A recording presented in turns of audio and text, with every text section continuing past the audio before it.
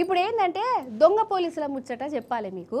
దొంగ పోలీసులు అంటే పోలీసుల దొంగల గురించి కాదు, దొంగలే పోలీసుల అవతారంలకు ఎట్లా మారిరో చెప్తా. అంత కన్ఫ్యూజన్ కొడుతుందా? భారీ కన్ఫ్యూజన్ లేకుండా క్లారిటీగా చెప్పుకుందాం మనం. రండి రండి రండి దయచేయండి.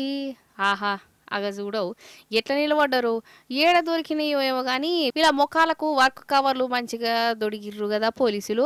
ఈ పోలీసులు వెనక నించున్నోళ్ళు కూడా పోలీసులే, కాకపోతే వీళ్ళు ఒరిజినల్ పోలీసులు అయితే వాళ్ళు డూప్లికేట్ పోలీసులు అన్నట్టు. అంటే దొంగ పోలీసులు మంచిగా పోలీసు డ్రెస్సులు వేసుకొని చేతుల బేడీలు పట్టుకొని జేబుల డూప్లికేట్ తుపాకీ పెట్టుకొని కార్లలో తిరిగి ఇండ్లకు పోయి మేము పోలీసులమని మందిని మార్పిస్తున్నారట.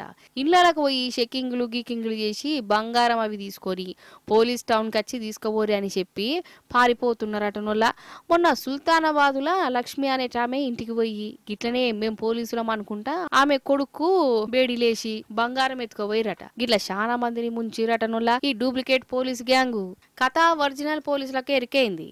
వీళ్ళను దేవులాడే పని పెట్టుకున్నారు, ఆఖరికి దొరికిరు. అగ చూడవు బేడీలు బంగారం కారు అసలు మామూలుగా ఉన్నదా వీళ్ళ కథ.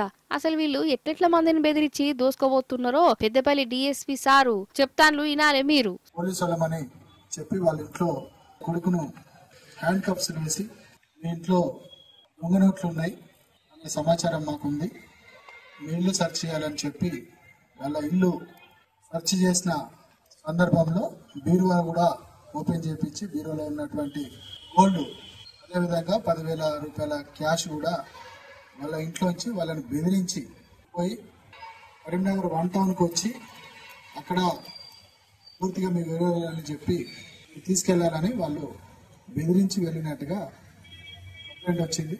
చూసినారానోళ్ళ దొంగలు ఎట్టమోపోయారు, ఆఖరికి పోలీసులే వేషం కట్టి మరి దొంగతనాలకు తెగబడ్డారు. రాను రాను కథ ఎట్టుంటదంటే ఎవరు దొంగలో ఎవరు పోలీసులో జనాలకు అర్థమే అయితే లేదోళ్ళ కదా.